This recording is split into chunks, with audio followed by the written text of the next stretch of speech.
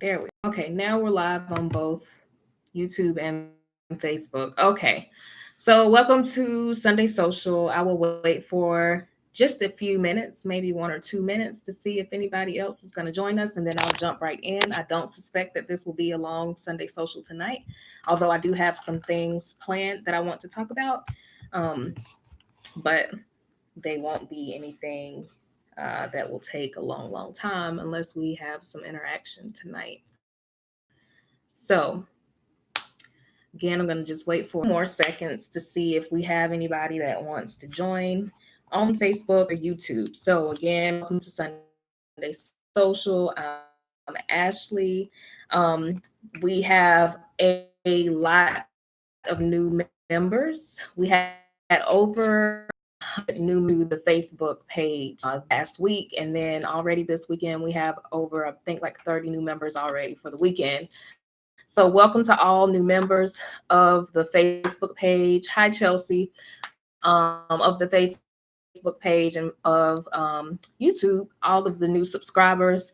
So, this is Sunday Social. It's where I come on. Hi, Demetrius, every Sunday that I possibly can. Um, I was very consistent at the very beginning of the year with coming on live for Sunday Social, but then I started doing some traveling, and then now it's summertime, so I probably will be hit or miss on Sundays. But I'm at home now, so welcome to Sunday Social, and this is just us talking about all things social work, including the license exam. There is no tutoring on Sunday Socials, but if you have any questions about the exam, then we can definitely talk about. Yes, it is exciting. I love doing doing Sunday Social because I get to just get on here and talk and ask questions and answer questions and kind of see where everybody is from. So where are you from, Chelsea and Demetrius, and whoever else is on here? Where are y'all from? So I do have a few things that I want to talk about. And I'm going to jump right in it because I normally post these. Massachusetts. Okay. So I normally post the Sunday Social on the YouTube channel as well as the Facebook page so that people in Alabama, okay, so that people can watch these back, because a lot of the information that I talk about in these are helpful for you just for your career in social work in general, and then also for the exam. So if you go back, you can look at previous Sunday Socials and kind of look at the topics that I've talked about and the questions that I've answered and that kind of thing. So just to give some updates, last Sunday, I talked to you all about Paulette. Hi, she's from Louisiana. Okay. So last Sunday, I talked to y'all about self-care, which is very, very important. And I shared some information about myself, and then I had found a few lumps in my breast. And this past week, I did go, and I know this is TMI, but it's really important, not only for women, but also for men. But I went and had a mammogram for the first time, as well as an ultrasound. And I have like multiple cysts in my breasts, and they're benign and they're fluid filled, but it was still something to worry about. So I say that, and I'm very transparent on Sunday Social and just in general, because I mean, this is life and we're social workers. And a lot of times we go through a lot of stress and we go through a lot of things and we kind of neglect our health until it's too late. So I just want to just be transparent so that people can start thinking, well, hey, maybe I should go and do this, and maybe I should do that. Last year, if you all are new to the channel, you might not know I had a fibroid surgery last year, last April. And so all of that is logged onto the channel or whatever, but so you could go back and watch that kind of stuff. But like, listen to your body and make sure that you respond whenever there's an issue. And that goes for men too, because most of the time it seems like women are more likely to tend to their health. But with men, a lot of men just don't take care of their health until it's too late. And some women too. So I'm not just knocking men, because some men are on point with their health as well. But just make sure that you listen to your body and do what you need to do to make sure that you're okay, so that you can help other people if that's what your calling is to do. So thank you, Chelsea, and thank you, Paulette. So yeah, it seems like everything is okay. I have to go back in 6 months for a 3D mammogram because I have dense tissue, but I'm not going to go into all the details on that. Okay. So yeah, so make sure that you just, listen to your body. If you find anything, if anything is just not normal, go and get it checked out. So, okay.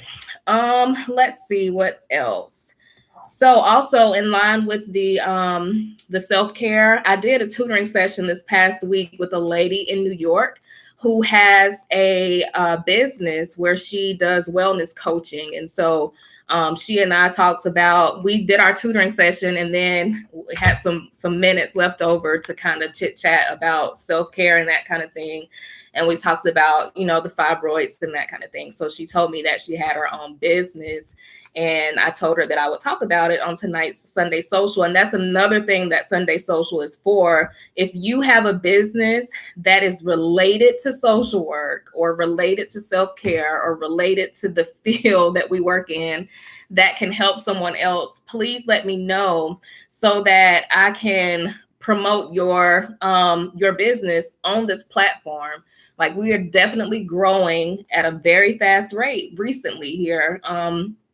So there are about 3,600 subscribers to the YouTube channel, and I've tutored people from all over the country. So, and when I look at the analytics of this channel, people are from all over the country. So if you have a business that's related to social work in some kind of way and you want me to promote it, then let me know. So the lady, her name is Miss Williams, and she has a business. She does wellness coaching in addition to some other services, but she wanted me to just talk about her wellness coaching. And I will also put her website down in the description box. Her website is growandglow.com. And I'm just going to read just a little small thing from her website. It says, wellness coaching. Are you tired of the way that your life is going? Do you feel stuck in a cycle that you seemingly cannot break? Do you want to see the fulfillment of your dreams and goals become a reality? Well, I have great news. Go, Grow, and Glow offers a power-packed wellness plan that will set your life ablaze. So you can go to her website and check that out. And like I said, I will put the link to her website in the description box. So I did want to just mention that because I do like to use this platform to help other people whenever I can. So let's see. Chelsea says, how much does it cost for tutoring? So all of the tutoring information is on the website, daytodaysocialwork.wix.com/my site, as well as the website. And I have also videos that go into a lot of detail about the tutoring. But for live one-on-one tutoring, a session is $65 for an hour and 15 minutes. And it is literally me, you and I sitting here just like this. And we are either on Google Hangouts or Skype. And we go through a set of questions and we read each question out loud, either you or me, whatever you feel more comfortable with. And you will have answered the questions before the session starts. And then we will go through and read each question aloud. And it's very interactive. I will definitely be asking you questions about how you got your answer. And we talk out loud so I can see how you process through the information. And I'm very, very good at listening. So I will be pulling out things that you say and showing you your way of thinking currently and trying to help you turn your way of thinking to the way the test writer wants you to think. So we go through each question, we pull out all of the relevant information, we break everything down, put everything back together. I really drive it home and make it make sense to you. So I talk a lot and you also talk a lot, but sometimes I will go on and on and on to make sure you understand it. And I always tell people, if I'm doing too much, if I'm talking too much, just stop me. But very insightful information. I have over 180 questions. And so typically each session for that hour and 15 minutes, we are able to get through about 20 questions. But I also have the pre-recorded tutoring series where all 180 questions, I have literally done the same exact thing that I would do in a live one-on-one session, except I just record it and I address questions that you may have based off of the questions that previous people have had with those question sets. So most of us actually think alike. And I also keep track of how each person does on each question set so that you can see how you compare to our colleagues across the country. And people pretty much score the same across the country, because most of our programs, I think, are kind of similar. And I think that most of us as social workers, when it comes to practicing in the field, kind of think alike. And also when it comes to the test questions, the practice questions, we kind of think alike. And so that's been a trend that I've seen. But when you take this exam, you have to think as the perfect by the book social worker, and you can't necessarily think and respond how you would in real life. And so a lot of people who have had a lot of practice in the field, they may have failed the test, and then they come to me for tutoring and they say, well, I've been in the field for 15 or 20 years and I failed the test, and I don't know if I should be a social worker and all that kind of thing. But that's not true. This test does not define you as a social worker at all. People have taken this exam 5, 6, 7, 8, 9 times, as you can see on the YouTube testimonials that are posted on the YouTube page. You will see people give their testimonial about day-to-day social work and their experience with the exam. And some people take the exam over and over again. And it's not that you aren't a good social worker, and it's not that you aren't smart. It's just that you have to know how to take this exam, because it's not only about content, it's about strategy.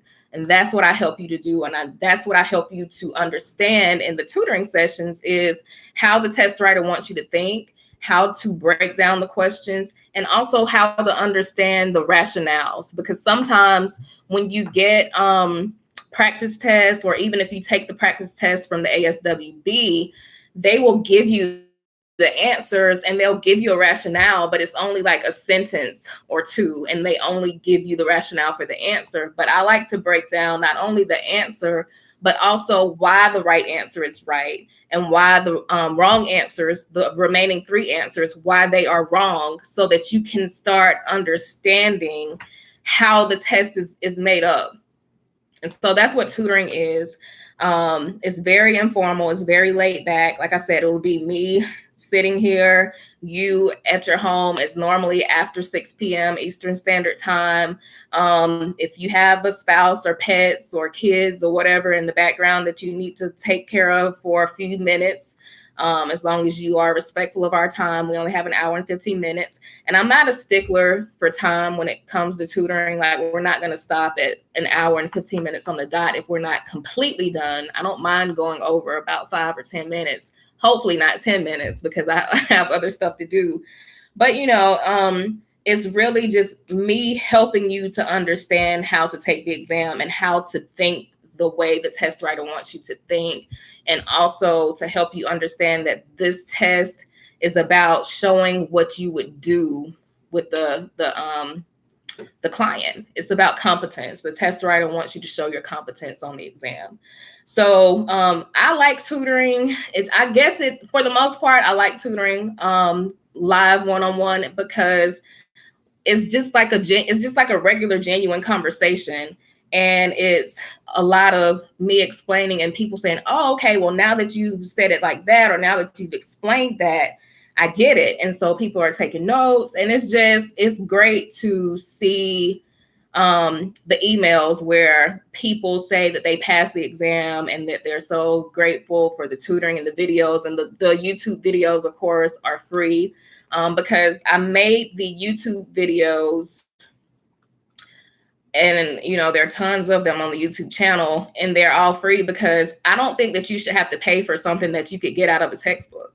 I don't think that you should spend a whole lot of money on content when you can go online and Google content. You can go to your old textbooks and look at the content. So I made all those videos on the YouTube channel because it's a free platform, and it's just review, but I'm breaking it down so that you understand it in regular terms, and it's not so cold and clinical and somebody all dressed up in a suit and telling you, the 8 stages of Erickson's 8 stages. So I mean, like, it's just normal social worker to social worker conversation. So that's what tutoring is. But like I said, the pre-recorded tutoring sessions, I'm always trying to find a reason to put those on sale, because I know that even though I reduced the price of those this year, sometimes people still can't afford it. So Anybody who is new to the Facebook group has until 11:59 Eastern Standard Time on Sunday of that week. And I always make a post so you won't forget to get a $25 off of the pre-recorded tutoring series, which is 45-day access. And that's because, I mean, it's just a better value for the money because, like I said, on average, we can get through 20 questions in one live one-on-one session, but you would have to have multiple sessions to get through all 180 questions that I have, and you would spend well over $500 if you did each session live and one-on-one. But if you did the pre-recorded tutoring series, it's only $175 for 45-day access, 15 videos, over 11 hours of material of me teaching you and going through each of the 180 questions. Like I said, it's over 11 hours, it's 15 videos, it's over 180 questions. And it's a better value for the money. And then also, like I said, if you join the Facebook group or if it's a holiday that's coming up, then it's just, I'm always giving some kind of discount off of that.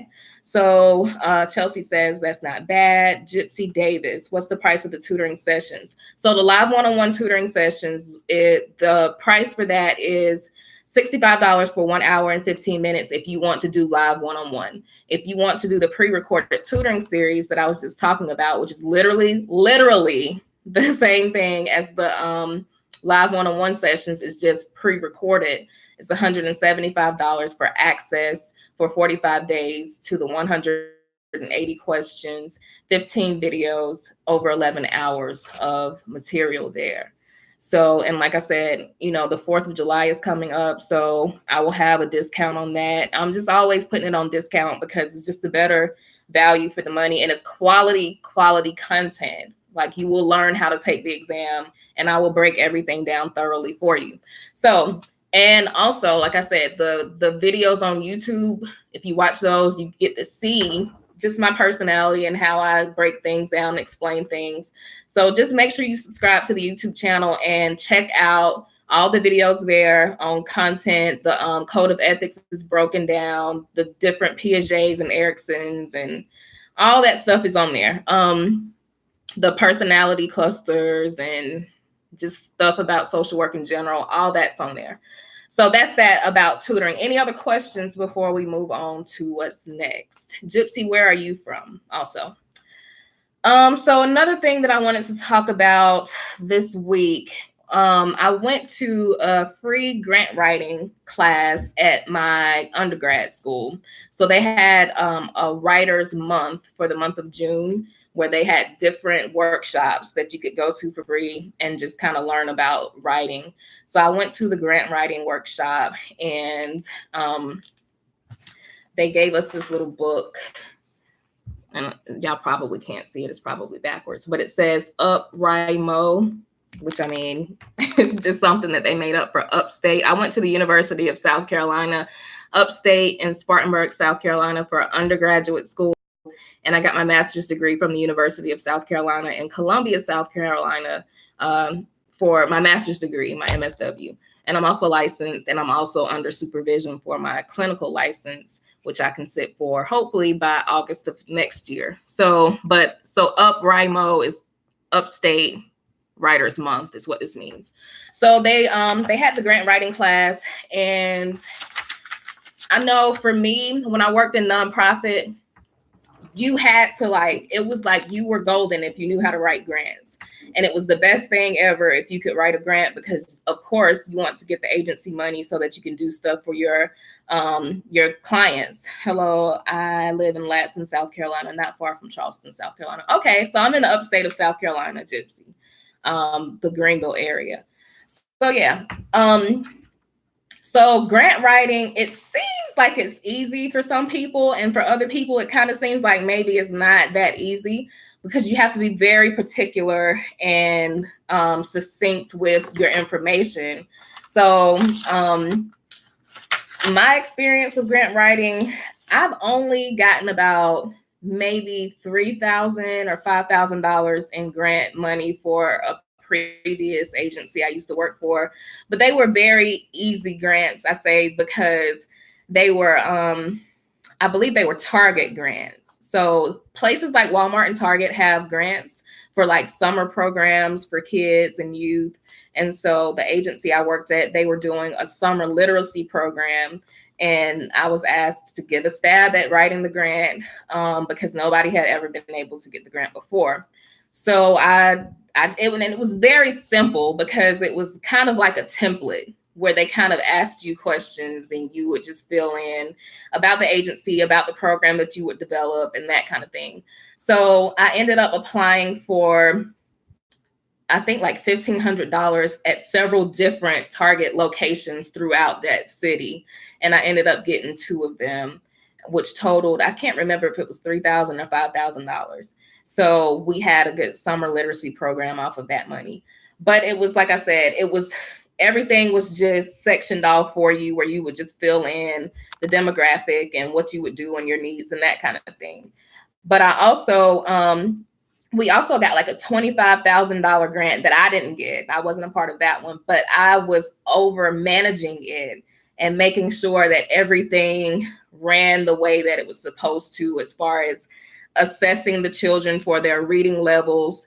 And I really enjoyed that, actually. Like I had to use this little book that had reading passages, and I would bring the kid over to my office and have them read. And based on like a minute, how many words they had incorrectly, you would have to score them, and then you would come up with their assessment score. And then at the end of the summer, after they had volunteers to come and read to them during summer camp and going to museums and trips and stuff, we did the assessments again. And so to see the comparisons of the initial score to the score at the end of the summer camp that was heavily focused on literacy, a lot of those kids did improve, so that when they went to the next grade that fall, hopefully they did a lot better. So I was over planning the field trips and making sure the kids had their literacy month meals and all that kind of stuff. And it wasn't just me. Of course, I worked with a team of people, but that making sure that those kids had what they needed so that that grant was implemented properly was fun. So I say all that to say this: they gave us, so it was a PowerPoint presentation, and I'm not going to go through the whole thing. I'm just going to put the link down below because it was really good information, not only for the people here in South Carolina in the upstate, but just anybody, because they gave us resources to national databases where you can find grants, and you can narrow it down to what kind of specific grant that you want to write and all that kind of stuff. So the website is grantwriting.dev, and the speaker, he made the website. So it goes through the whole process of how to make your personal statement. And let me just see here. Your executive summary, your statement of needs, your project description, your budget, your organization information, and appendixes and all that kind of stuff. So they went through all of that. And on that website, you can find information on each of those sections, as well as a lot of good links to grants that are local to you, and just good resources on how to find information. Like if you wanted to know the salary of a program director, if you were going to develop a program and you needed grant money to pay staff or something like that, he showed us a website from that link where you could go to like the Department of Labor or something like that, and you could kind of you could get information from all over the country that they've compiled to come up with a salary for a program director for whatever kind of program that you would want to build or whatever. So I'm going to leave that. I'm going to leave that in the description box below. Again, it's grantwriting.dev, and I will make sure to put that in there along with Ms. Williams's website for the wellness, which is gogrowandglow.com. And let's see, what else? So also this week, I'm just marking off of my list here of the things I want to talk about. I went to a training. So most of you may know, because we are social workers, that this month is Pride Month. And so I work for a hospital system. For those of you who don't know, I work in ambulatory care management as a case manager. I work with children with type 1 diabetes. And so primarily I work with children with type 1 diabetes, and then also other children who have some developmental delays and special needs, as well as some adults who have chronic conditions. But primarily I work with children with type 1 diabetes. So the hospital system, though, they had a training for an LGBTQ training. And so at that training, they gave us this little printout. It's called the Genderbread person. And so on this printout, they kind of go through what identity is, what expression is, what sex is, and what gender is, as well as attraction. And so if you are anything like me, I don't like offending people at all. And so I try to educate myself as much as possible so that I don't offend anybody. And especially, I never intentionally offend anybody, but I definitely want to make sure that I'm educated on the things that I talk about. So because of that, I'm not going to attempt to teach this to you all because I don't have it 100% down myself. But I do think that it's important that, because we are social workers and we work with everybody and we can't be judgmental towards anybody, I think it's important that we do learn the differences between, gender identity, gender expression, biological sex, and that kind of thing, so that when we approach and what is the word I'm looking for? Communicate with our clients who may be different from us or who may be like us, that we are respectful and we treat them with dignity as we are supposed to by our code of ethics. So I'm going to leave a link down below so that you can get some very detailed information about the Genderbread person and about what each of these things mean. So biological sex, gender identity, masculinity, femininity, and all of that kind of stuff. I'm going to put that link down below so that you can, and it's very good information. Like, it goes into detail about all of these things. And I think it's really good information. So I'll put that down below. Let's see what else. So, okay, if any of you have been following me since the beginning of the year or longer, then you know that I had been looking for a counselor, and I had started counseling in February, but I used the EAP and I used all 6 of my sessions that I get for free through my job. And then I was looking for another counselor. So I found another counselor finally. And I hadn't been to counseling since maybe April, maybe. Yeah. And so now I finally put myself as a priority again and found another therapist. So I will be going back to therapy next month in July. So I'm always encouraging people to go and get help if you need help. Go and get a therapist or a counselor if you feel like there's something going on in your life or something that has gone on in your life as a child or at some point, and you feel like you need help. Don't be afraid to get it. Like, don't feel like because you're a social worker that you should be able to handle your issues. Because I've heard people say that, well, I'm a social worker, I should be able to handle my issues. And I think that I've maybe thought that for a split second, my own self, but then I came back to reality and I'm like, okay, I'm a person too, and I need to go to therapy. So I've gone to therapy a few times in my life, but never consistently. I've only gone like once and then I stopped. And then a few years later, I've gone again and then I stopped. But this time I'm being consistent with it. Also because I'm under supervision to become a licensed independent clinical social worker, so that, we have to deal with our own stuff before we can try to tell somebody else, or guide somebody else into how to deal with theirs. And so I do believe that going to therapy is good if you're going to be a therapist. And just also being vulnerable and just, making it about you sometimes, because that's important too. Like, we need to make it about ourselves sometimes and not always just be that person who is just there for everybody else. And then when you have issues, you have nobody to turn to.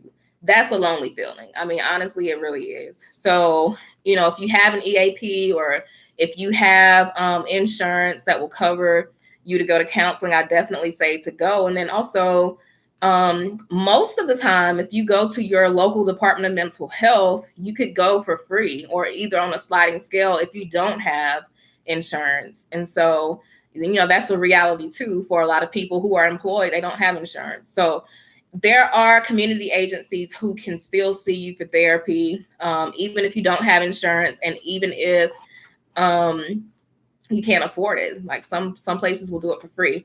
Now, I have on this channel, Day-to-Day Social Work, a video, and it's titled Personal Coaching and Consulting. I'm not doing therapy. I always throw it out there. I'm not a therapist right now. I'm not licensed to be a therapist yet. I'm working on it, but I'm not licensed to be an independent therapist yet. But I do offer personal coaching, which is not therapy, but it is something that I can help you. I can help you through some of your life challenges. But again, if you have years and years of trauma and things that you have to deal with that are more traumatic and serious, definitely you need to see a therapist and work those things out with someone who is licensed by the state and qualified and competent. So I always push that. So if you are on the Facebook page, you have seen that I have been posting daily dialogues. And that's basically where I talk about, in a brief little paragraph, something that happened to me. And then I ask you if you've ever experienced anything similar. And so it's good conversation on the Facebook page. And I think the last post was about a story that I told about a client that I had, and how she was determined to qualify for the program, and she did what she needed to do. And she came back, she gave me a pen and told me to keep it. And then 3 months later, she came back. And so and then I asked if you've ever had like a moment that you were really proud of, or a moment like that made you happy for your client. So if you look on the Facebook page, the Daily Dialogues, every Monday through Friday at 10:30 a.m., they're posted.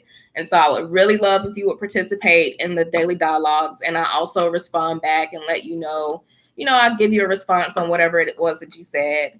And so those are still posted on the Facebook page, the previous ones. But there was a lady who said that she wanted to be a social worker, and she would go on interviews, and she would feel anxious and overwhelmed when she was told about the duties that she would have. And I think that she's a younger social worker or a newer social worker. And I think maybe she only had her bachelor's degree at the time in social work.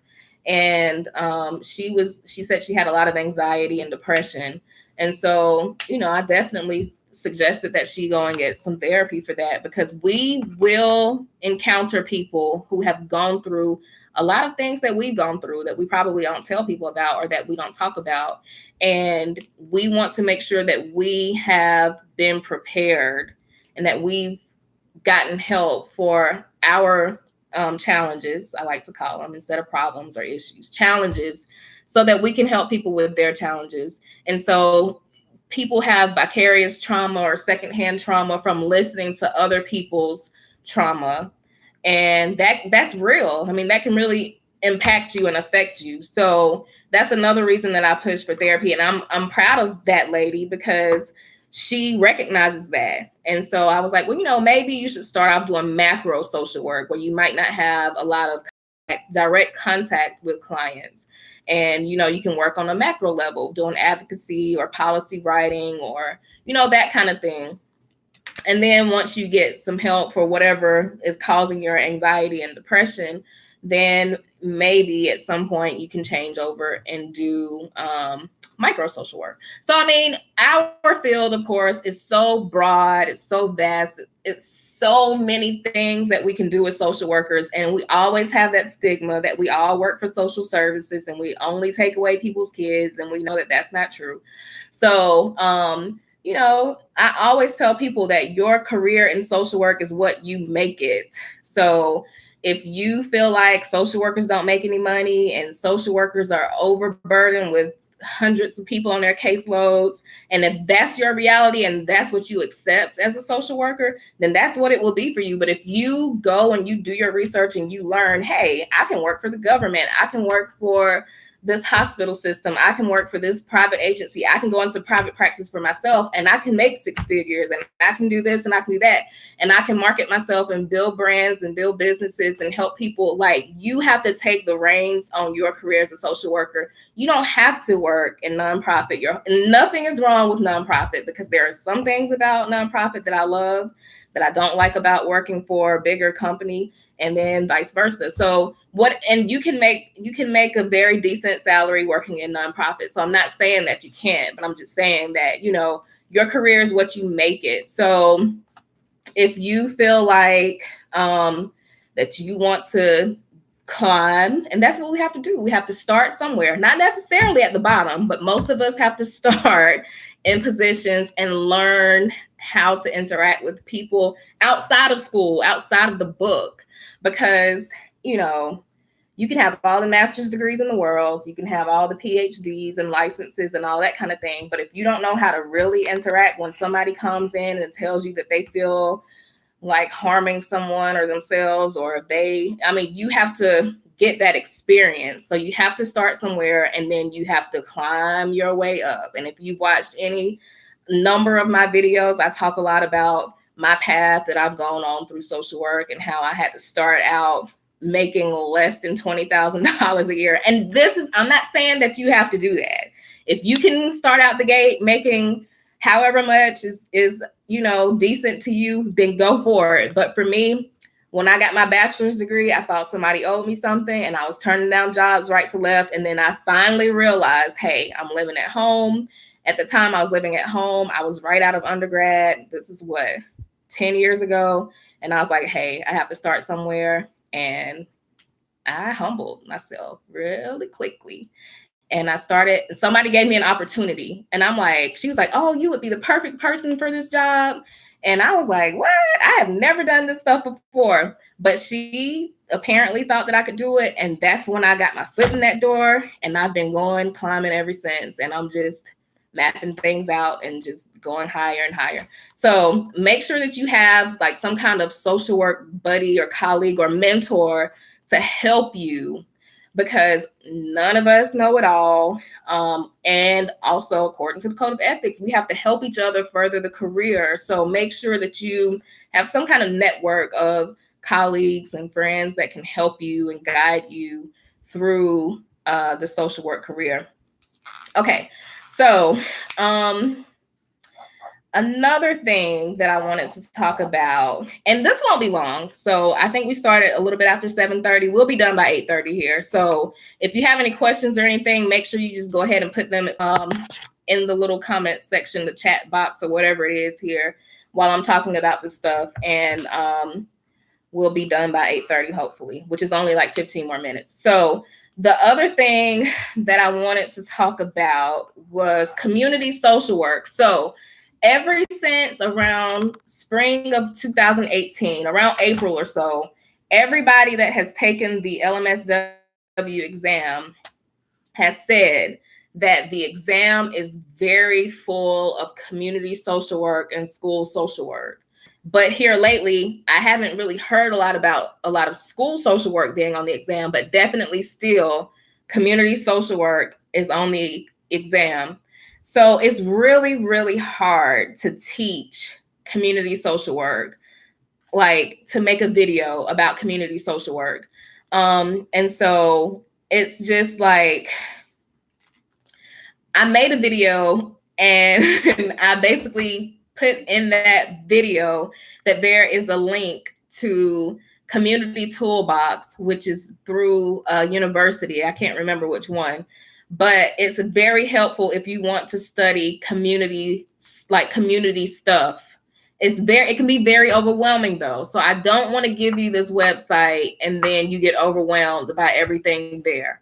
So the best way to look at this website and utilize it to learn about community is to use your KSAs. So a lot of people have never heard of the KSAs, which is not necessarily abnormal because I didn't even know what the KSAs were either when I was taking the exam. So if you don't know what the KSAs are knowledge, skills, and abilities that is basically a breakdown of what to expect to be on the exam.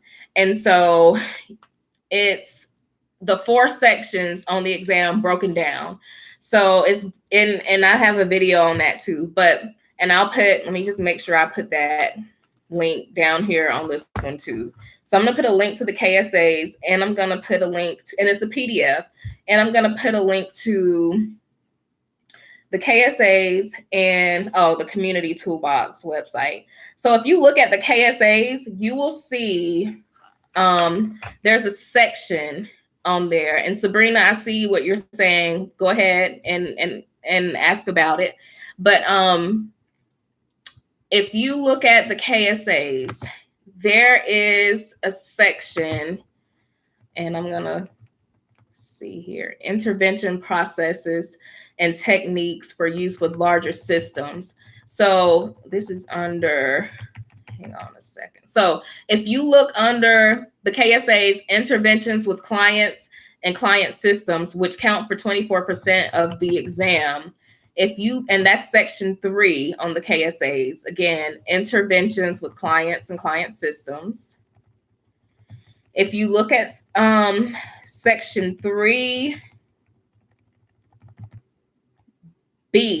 it's called intervention processes and techniques for use with larger systems.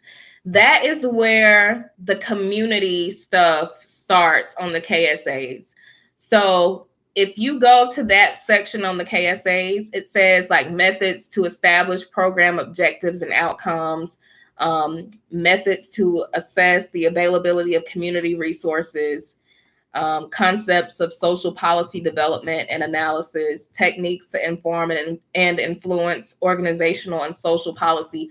All of that kind of stuff is what I'm guessing is the community stuff that people are seeing on the exams. It's a whole section on the KSAs.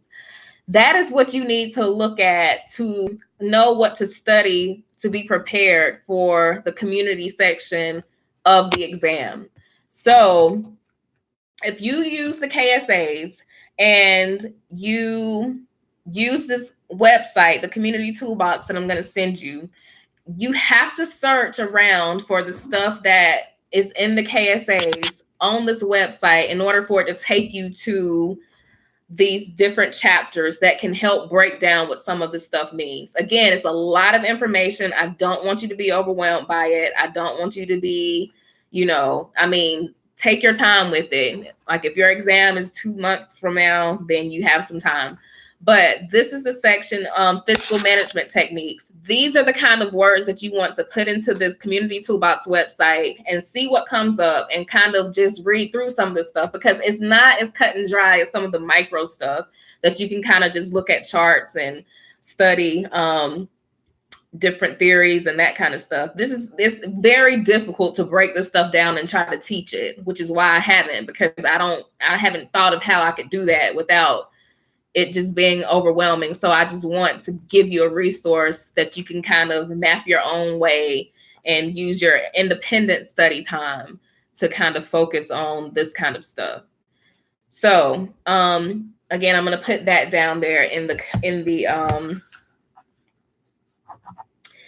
the description box. So let me see here what kind of questions we have. Let me check Facebook first because we have about 10 minutes left. Facebook takes a little while to pop up here. Okay, so no questions on Facebook. All right. So let's look on YouTube and see. I'm a makeup artist, but I have a criminal justice major. What's your suggestion about getting social work experience without doing volunteer work? Okay, so do you have a degree in criminal justice, or are you just majoring in criminal justice? So your question though, what's your suggestion about getting social work experience without doing volunteer work? So if you don't have the degree, it's going to be hard to get a position without doing volunteer work, I would think. So you may have to just do some volunteer work. Now, if you have the criminal justice degree, you may be able to get, or if you're still in school working on it, because you said you have a criminal justice major, so I'm assuming that you're still in school working on a degree, Chelsea.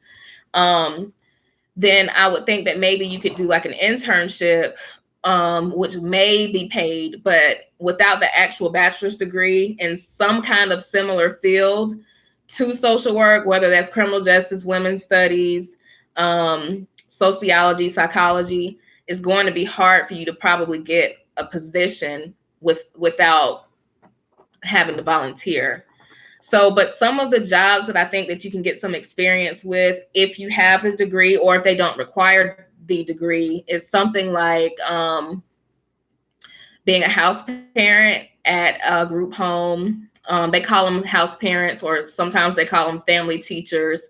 That is a job that you have to be called for, because I did a trial for something like that right out of undergrad, and only special people can deal with troubled kids who have extreme trauma and live with them for days at a time. And at that particular place, you had to live there on site for 8 days, and then you would go home for 5 days, and then you would go back and live there for 8 days.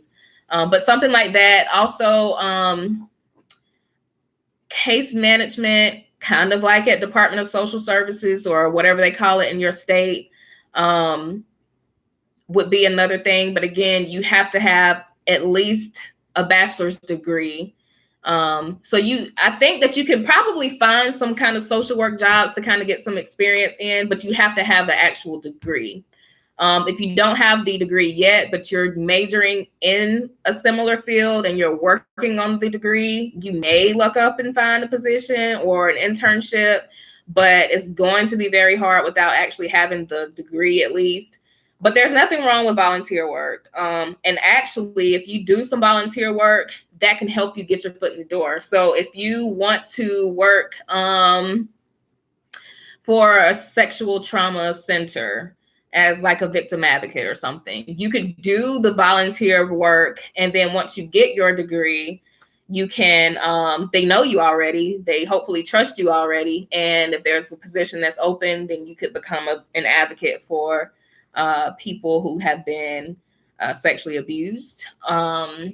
It's a lot of stuff. Like, you just have to map it out. I mean, you have to kind of like just think, but I would say, just based off of what I know personally, that you have to at least have the bachelor's degree in a similar field to even get into those kind of entry-level positions to start getting some experience in the social work field. My undergrad degree was sociology, and I had a minor in criminal justice. And there are a number of things that you can do in social work with that foundation. Let's see, Sabrina, hi, I need advice. It's a bit embarrassing, but please don't judge. Of course, I'm not going to judge. What do you need advice on? I just can't afford volunteer work, so it's upsetting me that I can't find a job in social work. I get it. And I definitely get it. Sometimes you can't do the volunteer part of it, but I would just say call around and check Indeed.com. Of course, there's all those sites like Indeed and Career Builder is still around. But also, if you look at, most states will have a website that is catered towards strictly like nonprofit jobs, which are mostly social work kind of like jobs. And again, you probably definitely have to have that bachelor's degree at least, or close to it, in order to get hired in those positions. But they have a lot of websites in most states that are catered specifically to social work kind of jobs. You kind of have to play around in Google and find out. Like here in South Carolina, ours is called Together SC. It used to be called Scampo, but then also you can go to your state government website and look at government jobs that might only require a bachelor's degree. Again, you have to have that bachelor's degree at least, because you could work at a prison. You could work parole. You could be a parole officer. That'll be a good place to start with a bachelor's degree, being a parole officer, especially if you're majoring in criminal justice. You could go to your local Department of Mental Health. You could even go into the hospital and be like a patient liaison or a family liaison. You could be, what else? A mental health technician. So there are some entry level kind of positions with only a bachelor's, but you do have to. I would definitely encourage you to finish your bachelor's if you haven't already, and at least get that, and then think about your master's in social work later. But definitely, there are school programs. Colleges have like TRIO programs where you can have a bachelor's degree and work with not at-risk youth, but first generation college students.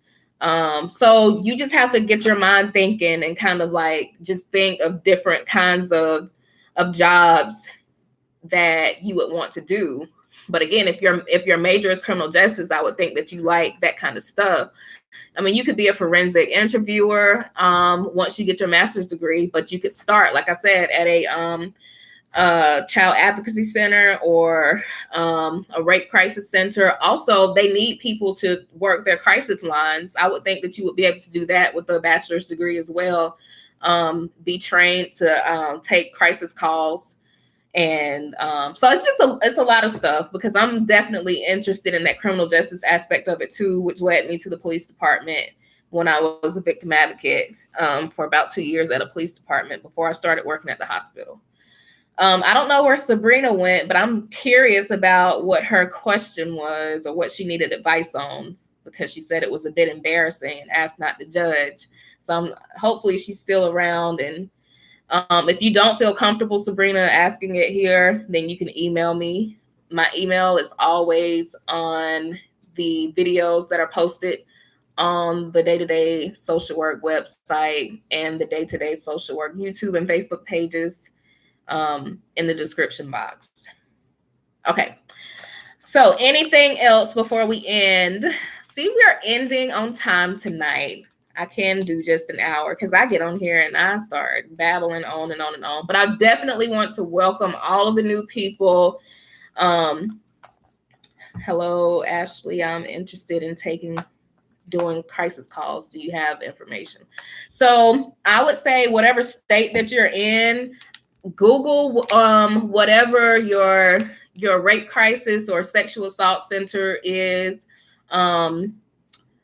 and also just you have to be creative on this kind of stuff. Just let me see, how can I tell you? Okay, I would say whatever state you're in, Google whatever the sexual assault or rape crisis center is and see. Okay, so okay. So you're in New York. So yeah, I definitely think that there will be a lot of places in New York.